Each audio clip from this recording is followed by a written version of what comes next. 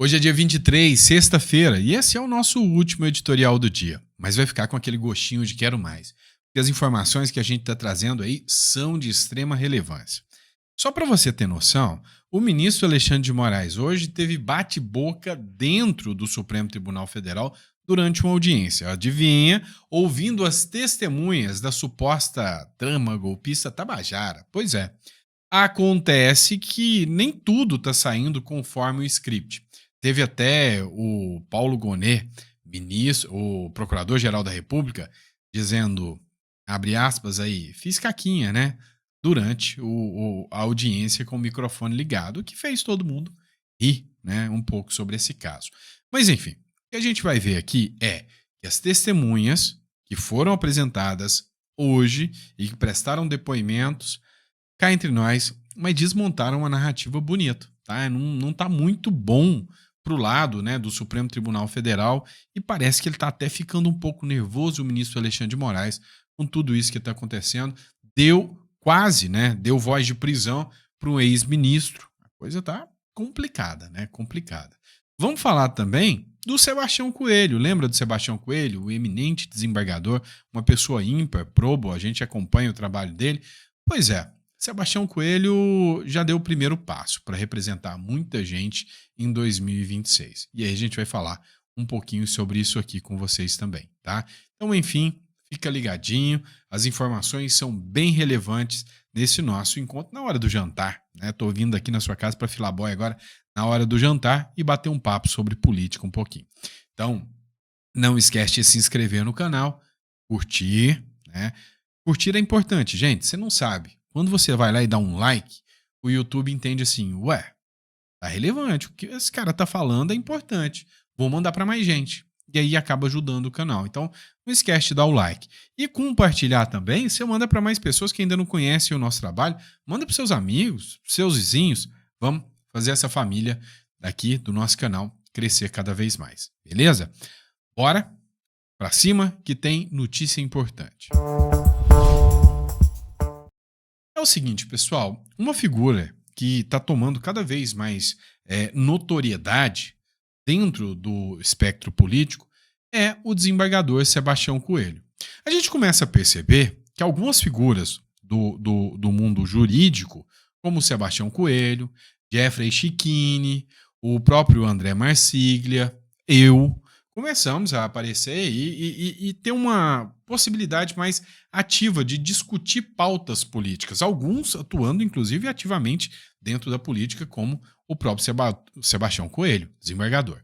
A grande questão que entra aqui agora é o papel do desembargador agora não mais como desembargador, nem como advogado, mas como futuro senador da República. Dá uma olhada nessa matéria do Metrópolis, da Isadora Teixeira. O Sebastião Coelho filia-se ao Novo para se candidatar ao Senado em 2026. O desembargador aposentado do Tribunal de Justiça do Distrito Federal e advogado Sebastião Coelho vai se filiar ao Partido Novo. Ele pretende disputar a vaga no Senado, conforme adiantado pelo colunista Paulo Capelli, do próprio Metrópolis. E sabe, né, só se o povo do DF não for muito bem da cabeça para não votar nele. Porque o cara é bom, corajoso. Olha só, o Paulo Capelli até fez a matéria aqui e tratou da seguinte forma, abre aspas, coragem de enfrentar os abusos do STF, fecha aspas, diz Novo, né, o Partido Novo, sobre Sebastião Coelho. O desembargador, ele já admitiu, né, depois de ter um histórico de embates e rusgas com a Suprema Corte, mostrado coragem, né, inclusive dito que as pessoas ali do tribunal são talvez as pessoas mais odiadas do Brasil. O que deu uma fama, né? Deixou ele mais notório, além do saber jurídico que ele tem. E agora ele vai embrenhar, né, nessa nova empreitada que é representar o povo do Distrito Federal como senador da República. Faço os meus sinceros votos que represente muito bem com a coragem que tem, com o conhecimento e o notório saber jurídico que tem e que sempre, sempre seja um defensor da democracia, como sempre deixou claro, né, em todas as bandeiras que ele defendeu. Todo mundo conhece o trabalho dele. Então, parabéns ao Partido Novo, fez uma ótima escolha. Parabéns ao desembargador Sebastião Coelho. Acredito também que fez uma ótima escolha e parabéns ao povo do Distrito Federal, que tem a chance de escolher realmente uma pessoa que pode ser ímpar para a política brasileira. Vamos lá, pessoal. Vamos falar de treta pesada. Pois é, hoje foi um dia, vamos dizer assim, tumultuado, badalado, dentro do Supremo Tribunal Federal. Só para você ter uma noção, o Aldo Rebelo foi ouvido como testemunha de um dos comandantes lá indicados pelo Lula. O Aldo Rebelo já foi ministro, tá? Inclusive da Dilma Rousseff. O ministro Alexandre de Moraes não gostou nada da oitiva do Aldo Rebelo, quando foi feita uma pergunta, né, se a aeronáutica colocaria as tropas à disposição. O Aldo Rebelo foi falar sobre a semântica para ele. O Moraes não gostou. Quase prendeu o Aldo Rebelo. Matéria do UOL. Moraes ameaça prender o ex-ministro por desacato em ação no STF sobre golpe. Um momento de tensão aconteceu durante o depoimento do ex-ministro Aldo Rebelo, hoje no STF. Indicado como testemunha de defesa do ex-almirante da Marinha, Almir Garnier, o político tentou discursar sobre possíveis interpretações da fala golpista que teria sido feita pelo militar, quando foi repreendido e ameaçado de prisão pelo ministro Alexandre de Moraes. Cara, esse UOL é militante pra caramba, né? Mas eu vou explicar pra vocês o que aconteceu. Teve um bate-boca. Parece que o ministro Alexandre de Moraes está nervoso. Na minha visão, meio que perdeu a estribeira ali no discurso do Aldo Rebelo. Na minha visão, o Aldo Rebelo não atuou longe, né, das prerrogativas de uma testemunha. Ele não tem obrigação de conhecer o rito jurídico, né? Mas eu acredito que o juiz também tem a obrigação de manter a urbanidade, né, e o respeito mútuo entre as partes. E aí, Moraes discute com Aldo Rebelo em audiência. Vai sair daqui preso. Não é a primeira, é a segunda testemunha que corre o risco de sair preso. Vou colocar aqui que virou até um meme, né? O pessoal colocando aqui. A fala do Aldo Rebelo. Quando alguém diz que estou frito, não significa que está dentro de uma frigideira. Quando diz que está apertado, não significa que está submetido a uma pressão. E aqui ele explica. Quando você fala que está à disposição, não literalmente você diz que você vai fazer tudo que essa pessoa mandou. Talvez até uma forma coloquial e educada de falar. O Alexandre de Moraes não gostou. A resposta do Alexandre de Moraes parece até um gibi aqui, né? Abre aspas. O senhor estava na reunião quando o almirante Garnier disse a expressão? Então, o senhor não tem condição de avaliar a língua portuguesa naquele momento. Atenha-se aos fatos. Pois é, o que disse o Alexandre de Moraes, carinhosamente. E aí, veio o Aldo Rebelo e escreveu, disse, em primeiro lugar, a minha apreciação da língua portuguesa é minha, e eu não admito censura.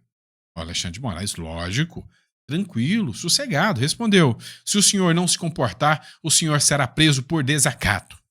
Aí muita gente questionou, mas desacato aonde? Né? O que teve de desacato aqui?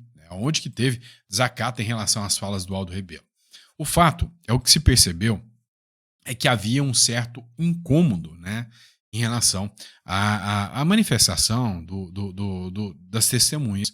Parece, né, que o Alexandre de Moraes estava incomodado, parece que o Procurador-Geral da República estava muito nervoso. Vocês vão ver um momento aqui que foi um meio constrangedor do Procurador-Geral da República, mas a gente precisa lembrar que é um Aldo Rebelo. O Aldo Rebelo é um cara que já foi até comunista, você lembra disso? E depois mudou seu posicionamento, se voltou contra ONGs lá no Amazonas, né, em Amazônia, guinou ao centro, falou que se arrepende daquele período comunista dele e começou a fazer algumas críticas. Uma das críticas mais famosas do Aldo Rebelo, e eu participei de uma... Eu gosto muito de palestras, tá? Participei de uma palestra do Aldo Rebelo lá no Museu do Amanhã, lá no Rio de Janeiro. E ali o Aldo Rebelo falou essa pérola aqui. Nós não temos mais Constituição no Brasil. Escuta isso. Não temos mais Constituição no Brasil. Nós temos, na verdade, 11 constituições ambulantes. Uma hora, uma está em Brasília, outra está em Nova York, outra está em São Paulo. Cada ministro é uma Constituição porque ele interpreta a Constituição do jeito que quer. Eu acho que essa Constituição já esgotou o seu prazo de validade. Infelizmente, ela foi feita num momento muito infeliz. Porque ela foi feita o seguinte, logo depois do regime militar. As lideranças civis queriam fazer um acerto de contas com os militares, porque fecharam o Congresso, cassaram o mandato, e se reuniram todos, os progressistas e os conservadores, e chegaram à conclusão de que vacinar contra a instituição militar e a influência dos militares era empoderar corporações civis. Empoderaram o judiciário, empoderaram o Ministério Público, empoderaram todo mundo, tá certo? Depois o Supremo ganhou autonomia, desde a época do presidente Collor. A oposição ao governo era uma tríade formada por um representante do Ministério Público, um jornalista da Folha ou da Veja ou da Globo e um deputado da oposição. Era isso. Quando a oposição perdia uma votação dentro do Congresso, ela recorria ao Supremo contra a sua instituição, que era o Legislativo. E o Supremo foi, naturalmente, tomando gosto por arbitrar as disputas dentro do Legislativo. Chegou a tal ponto que o Supremo resolveu decidir quem o presidente ou a presidente deveria ou não escolher como ministro. Eu acho que isso gera uma insegurança jurídica completa para todo mundo, para os indivíduos, para as empresas, para o próprio Congresso. Alimenta o crocodilo e será devorado por último. Lembrando que ele tem um programa chamado Quinto Elemento, do Aldo Rebelo, top de linha, e deu para você perceber que ele é um crítico, né, ferrenho aí do Supremo Tribunal Federal, onde eu passei a acompanhar mais o trabalho dele. E aí, olha só, esse é o momento, né, que a CNN anuncia que o Moraes ameaçou prender, né, outra testemunha durante o depoimento que contrariou o ministro. E aí a gente vai acompanhar um momento aqui do porquê isso aconteceu. Agora a gente vai falar do ministro Alexandre de Moraes do Supremo Tribunal Federal, porque ele ameaçou prender o ex-ministro Aldo Rebelo por desacato durante o depoimento sobre o plano de golpe de Estado no país. Quem vai trazer os detalhes desse momento é o Pedro Teixeira. Boa tarde, Pedro. Tudo bem, Débora? Boa tarde para você, para todo mundo que nos acompanha aqui na CNN.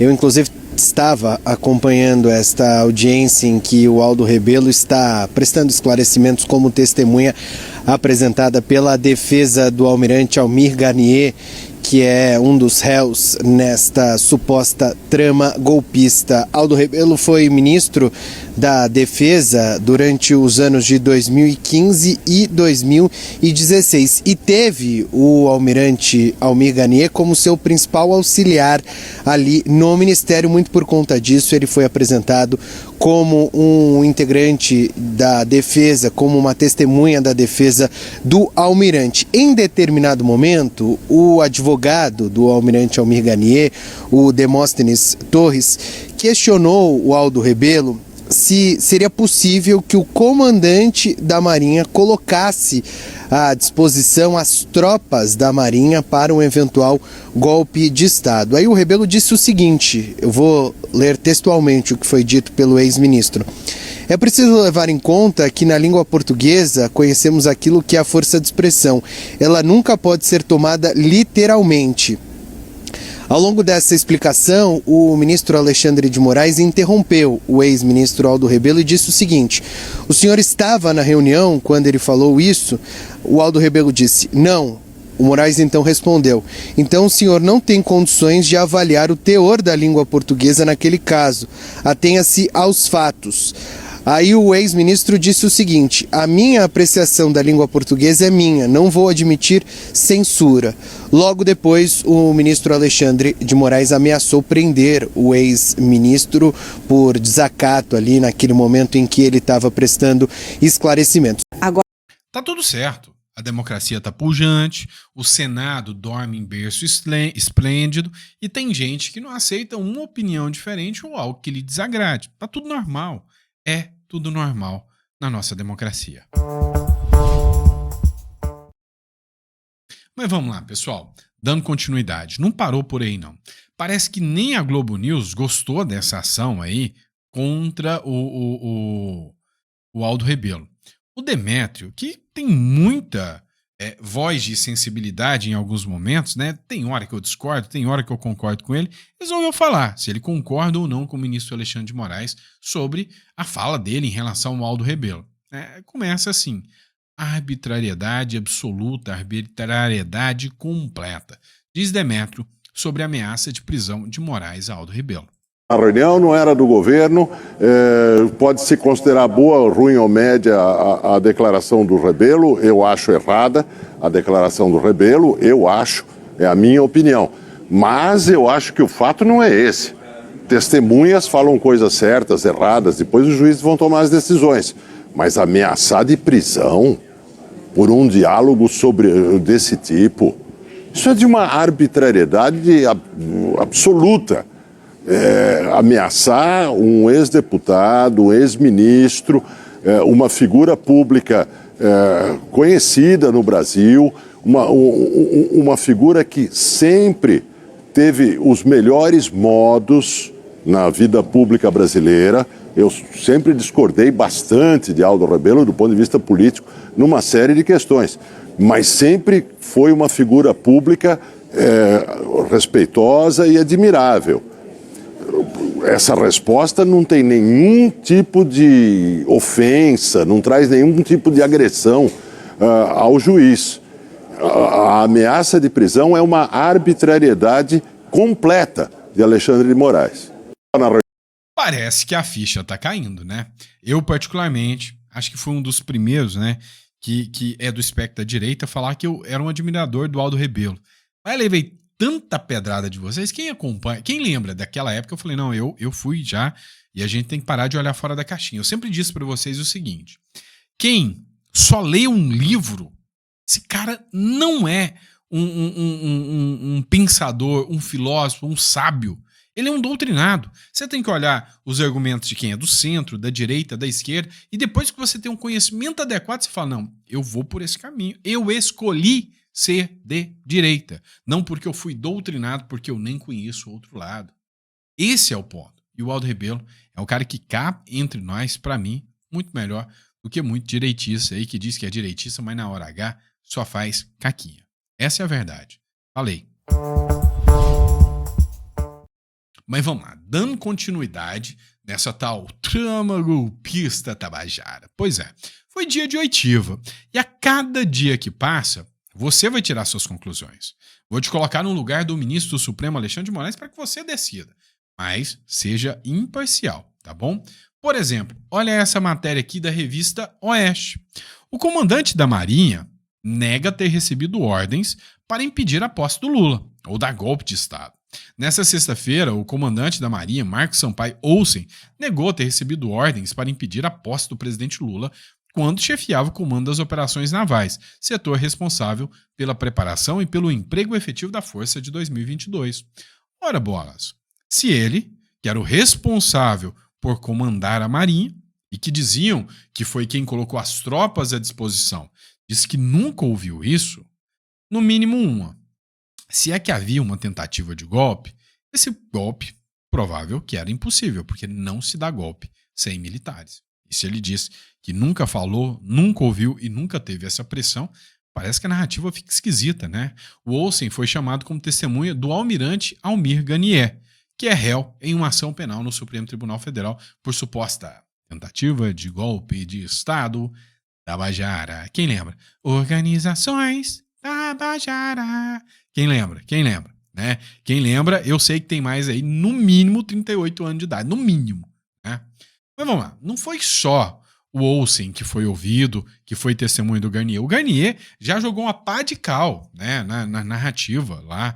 Né? O que incomodou muito, e até teve um atrito, eu coloquei uma matéria do Diário do Centro do Mundo para vocês, é que o Supremo Tribunal Federal ficou revoltado porque o Paulo Gonet levou uma lavada dos advogados de defesa, mas também soltam o cara com provas, capenga, só uma narrativa da Polícia Federal, para lá debater com os advogados altamente preparados. Tomou uma sova. E aí, adivinha quem mais também foi ouvido? Senhor Mourão.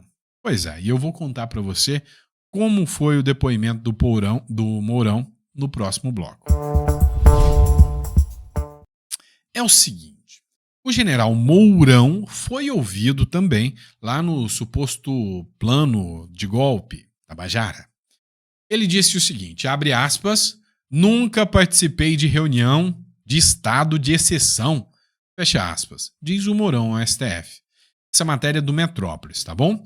O senador e ex-vice-presidente da República, Hamilton Mourão, afirmou ao Supremo Tribunal Federal que nunca participou de reunião discutindo estado de exceção após a derrota do ex-presidente Jair Bolsonaro nas eleições de 2022. Mourão depõe como testemunha da ação que trata da suposta trama golpista Tabajara.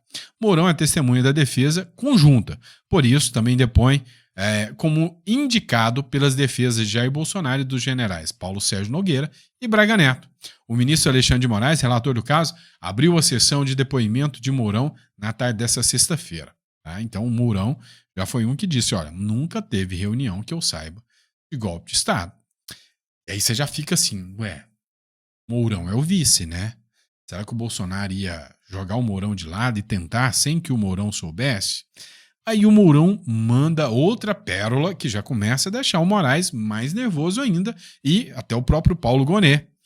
Bolsonaro estava pronto para entregar o governo depois do resultado da eleição, diz Mourão em oitiva no STF.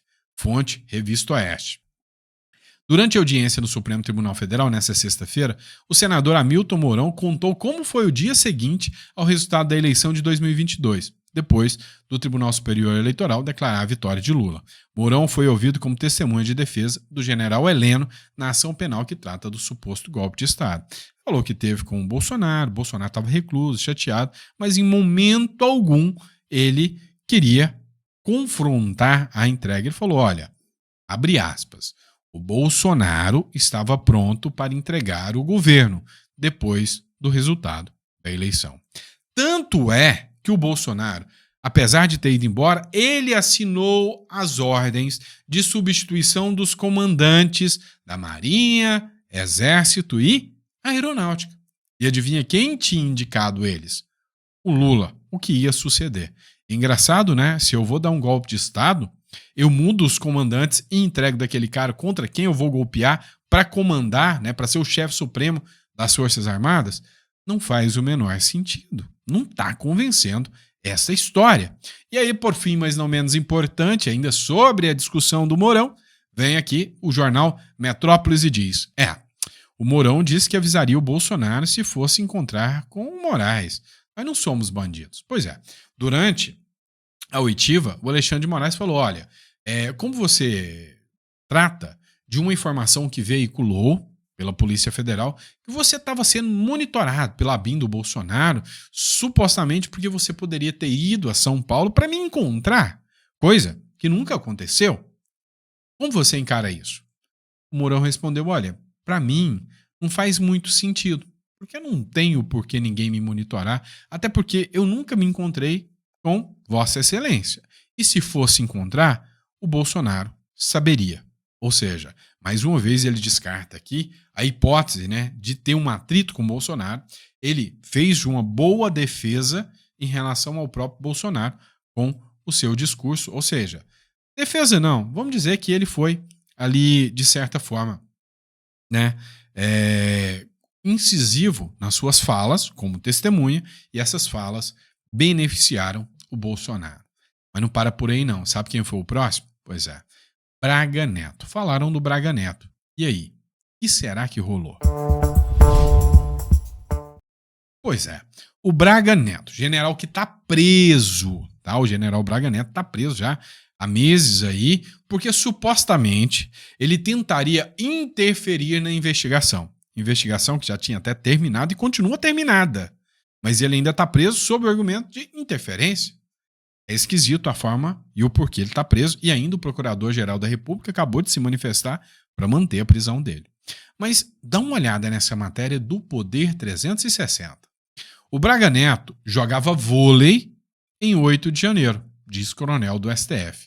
Indicado como testemunha, o Valdo Manuel de Oliveira Aires afirma que o ex-ministro estava lá em Copacabana, no 8 de janeiro, jogando vôlei, sem noção nenhuma do que estava acontecendo. Olha isso. O ex-ministro da Defesa da Casa Civil, Braga Neto, jogava vôlei em Copacabana, no Rio de Janeiro, em 8 de janeiro de 2023, data dos ataques às sedes dos 3 poderes em Brasília.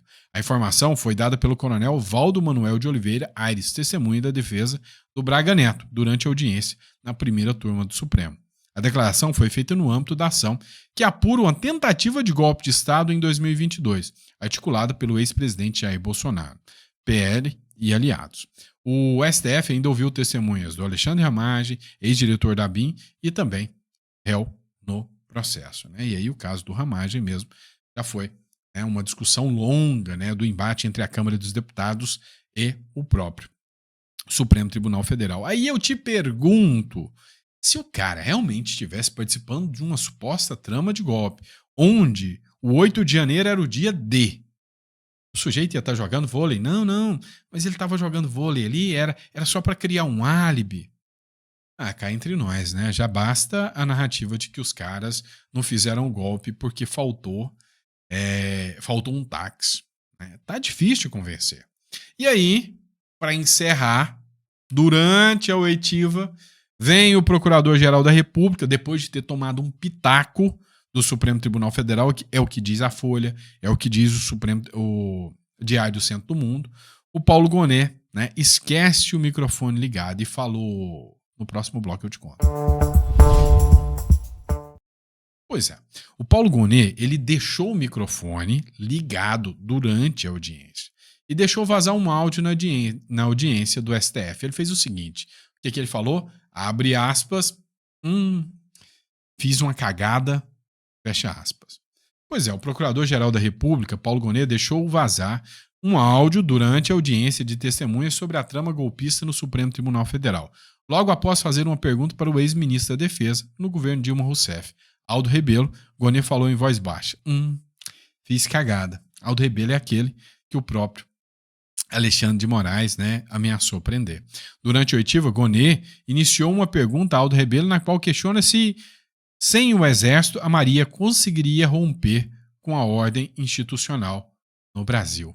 Sem o Exército, a Marinha poderia romper com a normalidade institucional, já que mencionou que a Marinha não tem a mesma capilaridade do Exército, questionou o Gonet. Ou seja, o Gonet fez trabalho de defesa. Ele falou, peraí, só a Marinha dava conta de dar um golpe, porque a única, em todo, né, o processo que a gente está acompanhando desde o início, todo o processo, eles falam que quem estava pronto e à disposição era a Marinha, porque o Freire Gomes, que era o comandante do Exército, deu até voz de prisão no Bolsonaro, na visão deles. Aí o Gonet perguntou, mas só a Marinha dá conta? Pois é. Ele mesmo falou, não, porque ela não tem capilaridade para isso. O próprio Gonet respondeu e falou, fiz cagada. No mesmo instante, Gonet foi interpelado pelo advogado do almirante Almir Ganier Demóstenes Torres. O advogado afirmou ao presidente das oitivas, ministro Alexandre de Moraes, que se ele não poderia fazer afirmações ou pedir opiniões, Gonet também não podia. Afinal, o advogado, quando foi abrir a boca, né, o outro advogado lá, o Moraes mandou ele não fazer circo no meu tribunal. Pois é, o Moraes ponderou e pediu para Gonet refazer a pergunta e para Aldo e para Rebelo responder. Nesse momento, Gonet estava em videoconferência com todos os outros, falou com a mão nos lábios. Fiz uma cagada agora, o microfone dele estava aberto, o áudio vazou, todos riram e saíram todos presos do tribunal. É zoeira essa parte de todos presos do tribunal, né? Mas que dá para você imaginar a cena, eu tenho certeza que você pensou essa cena aí na sua cabeça, tá? Mas vamos lá, vamos falar das tais sanções ao Alexandre de Moraes. Tem duas matérias interessantes aqui que a gente vai tratar com vocês. Vamos lá, pessoal. A Gazeta do Povo fez uma publicação onde diz o seguinte: Alexandre de Moraes tem medo, diz Deltan Dallagnol sobre o Senado em 2026. E aí nós já acabamos de falar para vocês sobre o Sebastião Coelho no Senado.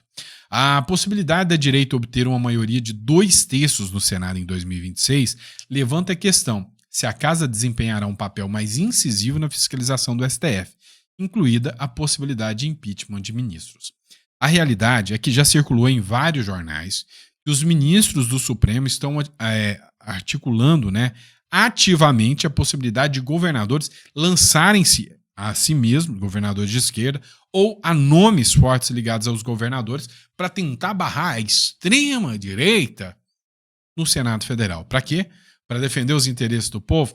Não, bebê. Para defender os interesses do STF.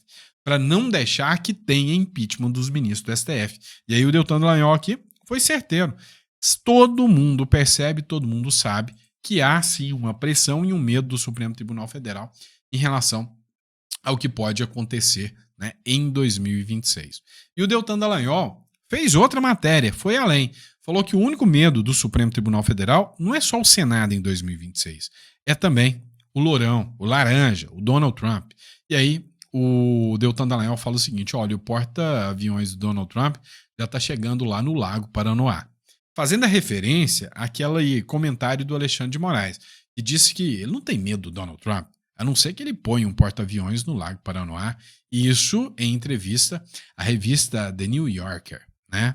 Abre aspas. Eles podem entrar com ações judiciais, podem fazer o Trump falar, se mandarem um porta-aviões, aí veremos. Se o porta-aviões não chegar ao Lago Paranoá, não vai influenciar na decisão aqui no Brasil, disse o ministro Alexandre de Moraes, deslumbrado com o seu poder à revista The New Yorker, a publicação queridinha da elite costeira progressista dos Estados Unidos. Mas a própria The New Yorker foi crítica ao ministro Alexandre de Moraes na época da matéria. Só que a grande questão é, tá todo mundo falando, será que ele tá tão tranquilo assim? Porque segundo, né, o que está circulando aí nas redes, a lei Magnitsky pode chegar e chegar forte. Olha só essa matéria aqui que foi divulgada lá na revista Oeste, e ela fala um pouquinho sobre como a lei Magnitsky pode pegar e o porquê, o tamanho da bucha que o Trump está preparando para Moraes. Dá uma olhada. Penalizar as esposas dos ministros do Supremo, que tadinhas as esposas, né? Só porque casaram com pessoas sob sanções. Não, é porque nesse relatório, aparentemente, vai ser escrito que a maioria da renda do núcleo familiar dos ministros não vem do salário de ministro do STF, vem dos escritórios das esposas. Ou seja, basicamente, escritórios das esposas que atuam em processos julgados pelo STF. Ou seja, se os americanos divulgaram um relatório como esse, eles estarão dizendo que temos juízes do Supremo Tribunal Federal que estão recebendo dinheiro via esposas. E por isso que as esposas devem ser sancionadas. Então será um atestado de corrupção por parte, que não será dito por jornalistas brasileiros ou por alguém, por americanos, que por isso aplicarão sanções também às esposas. Que absurdo, imagina só, é absurdo de dimensão internacional, que o ministro do Supremo Tribunal Federal receba mais dinheiro via esposa do que pelo salário que ele recebe como ministro. É óbvio que isso é uma anomalia brasileira. Agora eu entendi bem isso, eles estão, as mulheres, por exemplo, não poderiam viajar até os Estados Unidos, isso é sanção? Isso é o menos, Augusto, não poderiam ter cartão de crédito, nem no Brasil, porque todos os cartões de crédito, as bandeiras são americanas. Então, o cartão de crédito Visa, Mastercard, American Express, utilizado no Brasil com banco brasileiro, não vai funcionar mais. Os bancos brasileiros que têm atividades econômicas em território americano ou que fazem transações com os Estados Unidos não vão poder abrir contas aqui no Brasil para essas pessoas. O Banco do Brasil tem uma sede em Miami, o Itaú também tem uma sede em Miami, o BTG Pactual, todos os bancos brasileiros têm uma sede em Miami. Além disso, qualquer empresa, eles não podem nem ter conta no Netflix. Nem o Netflix pode. Os brasileiros que estão exilados, tudo bem. Me permita fazer uma pergunta aqui, porque não sei a resposta. Nós estamos falando muito sobre bancos e bandeiras de cartões de crédito, que evidentemente são as maiores. Não precisa nem falar o nome aqui. Mas em relação a empresas, outras empresas, a Boeing, por exemplo, Netflix, a aéreas... Não viaja de United, nem Delta, nem América. Delta, não, mas nem a Latam, que voa nos Estados Unidos, vai poder aceitar passageiros. Mas como é que funciona, Ana? O departamento envia o nome dessas pessoas para uma lista, e aí, por exemplo, ele tenta comprar uma passagem numa dessas empresas e é bloqueado. Como os brasileiros da Argentina. Isso. Basta que a empresa... Isso, é bloqueado. Basta que a empresa tenha algum tipo de atuação. Se a empresa tiver algum tipo de atuação nos Estados Unidos, no caso de uma aérea, se voar para os Estados Unidos. Mas se não é do ramo das companhias aéreas, se a empresa tem uma atuação em penalizar. Vixe, vocês perceberam o tamanho da encrenca que tá rolando aí, né? No mundo judiciário aí. Pois é, parece que é brincadeira. Não tá pouco, não. Vamos lá, pessoal. Última matéria aqui, vamos falar sobre questão de censura, né? Isso é tão ruim, né? No momento em que a gente vive, né? No momento democrático que a gente vive. Última matéria só pra gente encerrar com chave de ouro nessa sexta-feira abençoada. Vamos lá, pessoal. A Gazeta do Povo publicou a seguinte matéria. Até tinha comentado com vocês numa publicação aqui de um vereador. Jornal e colunista são condenados a indenizar a desembargadora em R$600 mil por uma matéria sobre o salário.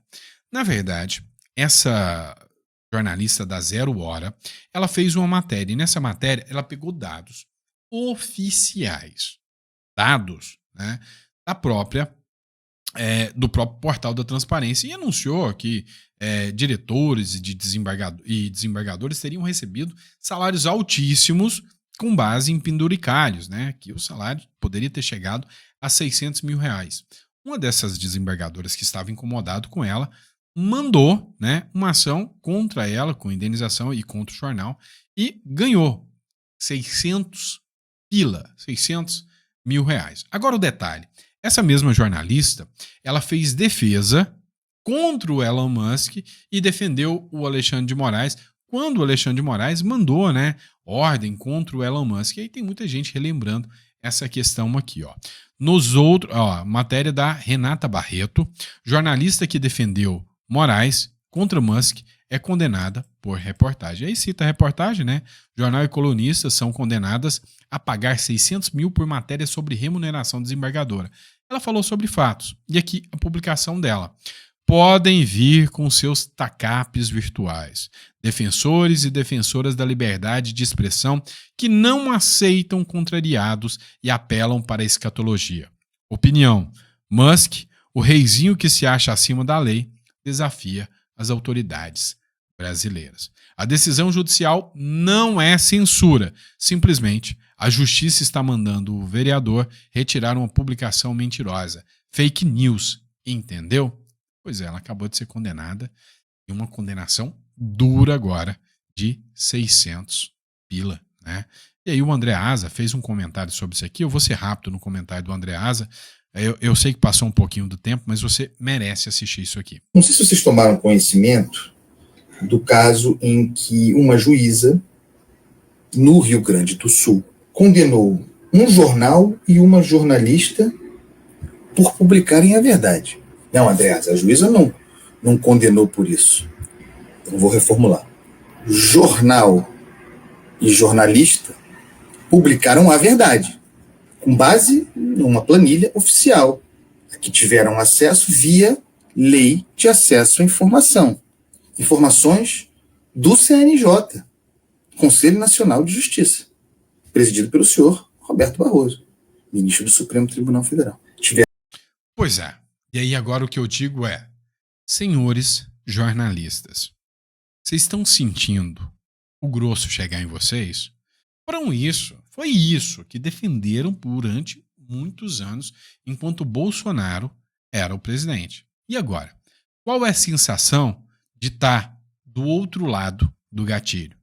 Qual é a sensação de estar de frente à boca do canhão? Pois é exatamente essa sensação que vocês estão tendo agora. Então, o André Asa está fazendo a defesa aí da jornalista, mas deu para entender como que a coisa funciona. Porque quando a revista Cruzoé foi censurada, porque publicou uma reportagem sobre o amigo do meu pai, todos os jornalistas se calaram. Quando o Monark, você lembra do Monark? Pois é, quando o Monark foi censurado porque criticou Alexandre de Moraes, por ter cometido censura, quando o Monark falou do Flávio Dino, todo mundo achou lindo, sorriu. Pois é, então é importante vocês saberem que a censura está cada vez mais presente no contexto sociopolítico e todos continuam literalmente, caladinhos. Créditos desse texto da Sandra Matsubara. Parabéns. E é exatamente isso que está acontecendo. Bom, está chegando até vocês. Parabéns, Andreasa. Pelo menos antes tarde do que nunca. Pessoal, obrigado pela confiança, pela credibilidade. A gente volta, tá? Amanhã de manhã, sabadão, a gente tá aqui com mais conteúdo para vocês. E até a próxima.